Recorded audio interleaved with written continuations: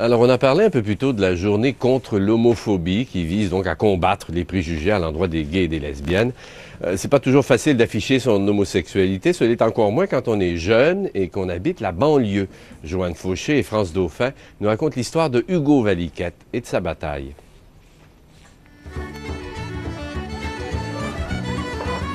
Il y a des gens qui vont plus voir ça, c'est une forme de provocation. C'est parce qu'ils se prennent la main parce qu'ils veulent nous provoquer. Moi, regarde, je le fais parce que je suis bien avec lui, puis je suis en amour avec lui, donc je tiens à y prendre la main. Mes autres copains avant, c'était zéro, je m'affichais pas du tout. Là. Depuis que je connais Hugo, je me fais de plus en plus. Hugo est amoureux de Martin depuis 8 mois. Il a choisi de vivre son homosexualité au grand jour. C'est sûr que moi, j'avais peur. Quand, à 17 ans, je me suis vraiment affirmé en tant que gay, c'est comme un village. Tu te dis, il suffit qu'une personne le sache, qu'elle le dise à une autre, puis finalement, tout le monde va le savoir.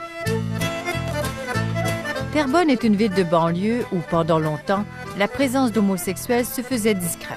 Je voulais pas être gay. OK? On se le cache pas, être homosexuel au secondaire, c'est la pire chose qui peut nous arriver. S'il y avait un jeune que je pouvais croire qui était gay, bien c'était le FIF, puis j'arrêtais pas de le dire. Si un enseignant venait à me parler d'orientation sexuelle ou d'homosexualité dans une classe, j'étais le premier à crier « on devrait pas parler de ça à l'école, puis ça nous pervertit », puis j'étais assez pénible à ce niveau-là. Fait que moi, ça a été comme mon mécanisme de défense.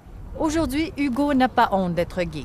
Avec Jean-Pierre, il va dans les écoles secondaires raconter son histoire. Bien, j'aimerais savoir si ça t'a pris du temps avant de le dire à tes parents que t'étais gay. Quand j'ai dit, tu sais, écoute, père, je suis gay, puis c'est pas grave, mais lui, il a vraiment figé, il a regardé ma mère, puis il a dit, je savais, j'aurais dû l'inscrire au hockey. À partir de ce moment-là, mes parents se lançaient la balle. Mon père, il disait à ma mère, ah, c'est de ta faute, tu l'as laissé faire du théâtre en secondaire 1. Ma mère, c'était, ah, c'est de ta faute, t'as pas été assez présent. Tu sais, c'est vraiment, c'est la faute de qui, là? On s'est posé la question, qu'est-ce qui a fait que ça a été différent? Je me souviens d'avoir dit, à un moment donné, dit à Hugo, c'est parce que j'ai pas été jouer avec toi, fait du sport avec toi, je t'ai pas assez encouragé à faire du sport.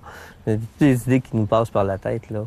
Daniel Valiquette n'a pas trouvé de réponse à l'homosexualité de son fils. C'est plus nos valeurs qui en prennent un coup.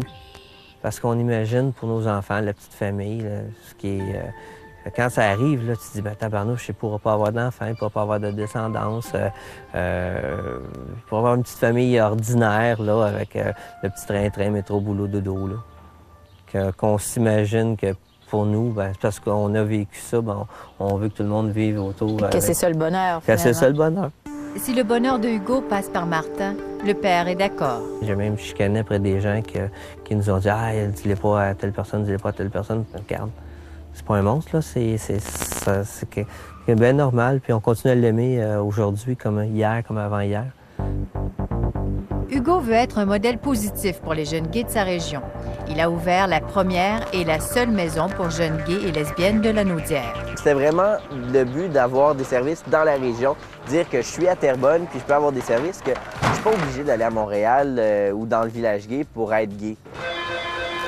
Pour briser l'isolement des jeunes gays de la région, il a mis sur pied une ligne téléphonique.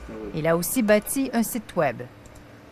2 soirs semaine, il y a des rencontres avec des jeunes qui s'interrogent sur leur orientation sexuelle. Ce soir, nous leur avions donné rendez-vous. Ils ne sont pas venus. Hugo, pourquoi ils sont pas là ce soir? Ce soir, ben, c'est sûr qu'il y a la peur de la caméra. La plupart l'ont même pas dit encore à leurs parents ou même leurs amis à l'école. Ils sont très isolés. Ils ont peut-être un meilleur ami qui le savent, mais c'est à peu près tout. Puis c'est vraiment la majorité des jeunes qui viennent en ce moment. Jean-Pierre, Martin et Hugo vont continuer de se battre pour rendre la vie des homosexuels plus facile. Juste de faire le pas d'en connaître un autre, pour beaucoup de jeunes, c'est de s'enlever un poids de ses épaules, de plus se dire enfin, je suis le seul sur la planète, il y en a d'autres qui vivent la même chose que moi. Alors, Joanne Fauché, il y a quand même une mauvaise nouvelle dans ça, oui, dans cette histoire. Au cours de notre tournage la semaine dernière, l'Appart, cette maison pour jeunes gays et lesbiennes de Terrebonne, a fermé ses portes et il risque de rester fermée pendant plusieurs mois. Ce qui se passe, c'est que la Régie de la santé de la Naudière a décidé de ne pas donner de subvention pour l'instant. Elle attend le dépôt du budget du nouveau gouvernement. Ce qu'on me dit à la Régie, c'est qu'on croit beaucoup au projet, mais là, on craint qu'il y ait une bonne somme d'argent qui allait aux organismes communautaires qui vont être transférés peut-être vers les urgences des hôpitaux. Alors, on va devoir trouver une autre source de financement. Merci, Joanne. Merci.